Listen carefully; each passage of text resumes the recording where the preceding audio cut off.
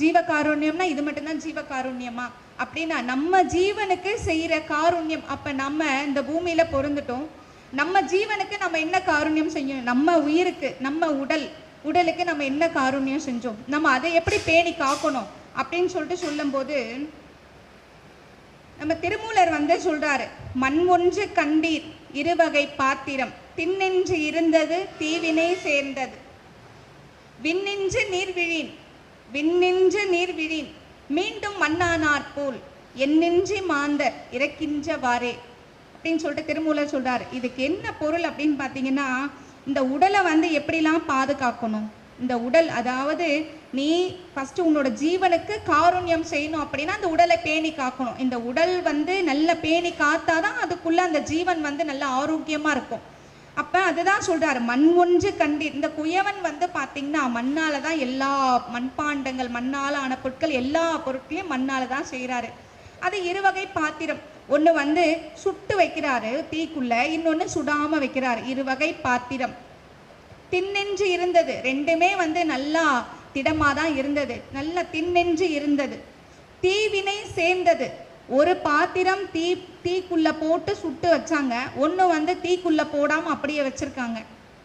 விண்ணின்று நீர்விழின், வானத்திலேருந்து மழை வந்ததாம். அப்ப இந்த சுடாம இருந்தது இல்லைங்களா, சுடாம இருந்த பாத்திரம் மீண்டும் மண்ணா போச்சு.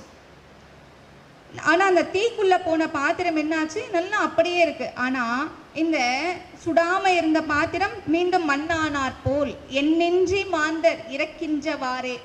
இந்த எப்படி இறைவனோட அருள் அப்படின்ற தீக்குள்ள நம்மளை சுட்டுக்கல, இறைவனோட அருள்ன்ற தீக்குள்ள நம்ம ஐக்கியம் ஆகலை அப்படின்னா திரும்பவும் நாம பிறந்து பிறந்து பிறந்து பிறந்து திரும்பவும் வருவோம், திரும்ப இந்த உடல் எடுத்துட்டு வருவோம், திரும்ப போட்டுடுவோம், திரும்ப போவோம். இதே தான் தொடர்ந்து நடந்துட்டு இருக்கோம்.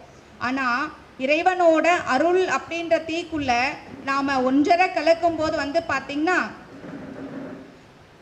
திண்ணென்று இருப்போம். அதாவது எதனாலும் அழிக்க முடியாது இந்த உடல் அப்படி நம்ம பாதுகாக்கணும் அப்படின்னு சொல்லிட்டு திருமூலர் சொல்றாரு, மண்ணொன்று கண்டீர் இருவகை பாத்திரம், திண்ணென்று இருந்தது தீவினை சேர்ந்தது, விண்ணின்று நீர்விழின் மீண்டும் மண்ணானார் போல் என்னின்றி மாந்தர் இறக்கின்றவாறே. இப்படி எல்லாம் பொருந்து பொருந்து பொருந்து பொருந்து திரும்ப உடலை போட்டு போட்டு இருந்து போயிட்டே இருக்காங்களே, இதனால என்ன பிரயோஜனம் அப்படின்னு சொல்லிட்டு அவர் கேட்கிறாரு. அதுதான் வள்ளல் பெருமான் சொல்றாரு, பல ஜனனங்கள் தப்பிதான் இந்த மனித தேகம் கிடைச்சது. பல ஜனனங்கள், அதாவது எத்தனையோ பிறவி கடந்துதான் இந்த மனித தேகம் கிடைச்சது. இது சாதாரணமா கிடைச்ச தேகமே கிடையாது. இந்த மனித பிறவின்றது அவ்வளோ மேன்மையான பிறவி. இதை நீங்க எப்படி பாதுகாக்கணும், பொன் போல பாதுகாக்கணும் அப்படி